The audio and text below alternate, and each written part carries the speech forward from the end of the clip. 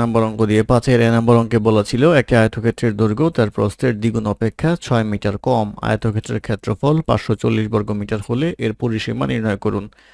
তো আমরা ধরে নেই আয়তক্ষেত্রটির প্রস্থ ইকুয়ালস হচ্ছে x, তাহলে দৈর্ঘ্য ইকুয়ালস আসবে হচ্ছে তার দ্বিগুণের চেয়ে 6 সেন্টিমিটার কম। তো 6 মিটার কম, এটা আসবে হচ্ছে দৈর্ঘ্য। তাহলে পরিসীমা যদি আমরা বের করতে চাই তার আগে আমাদের দেওয়া আছে ক্ষেত্রফল। তাহলে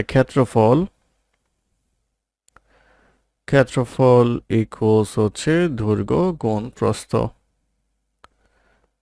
তো এখানে x ইন্টু 2x মাইনাস 6 এটা আসবে। তো প্রশ্ন মতে 2x square minus 6x equals আসবে হচ্ছে 540, বা 2x square minus 6x minus 540 equal 0, বা 2 কমন নিলে x square minus 3x minus 270 equal 0, বা এটা আমরা মিল টার্ম করব। মিল টার্ম করলে আসবে হচ্ছে 18 আর 15 minus 18x plus 15x minus 270 equal 0, বা x কমন নিলে আসবে হচ্ছে x মাইনাস 18 প্লাস 15 কমন নিলে আসবে হচ্ছে x মাইনাস 18 ইকুয়াল 0, বা x minus 18 into x plus 15 equal 0।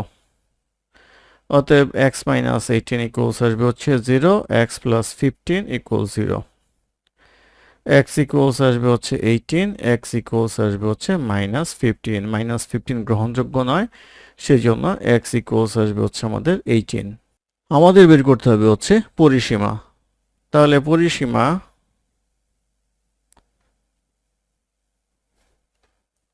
পরিসীমা ইকুয়ালস হচ্ছে 2 ইন্টু দৈর্ঘ্য প্লাস প্রস্থ, 2x মাইনাস 6 প্লাস x।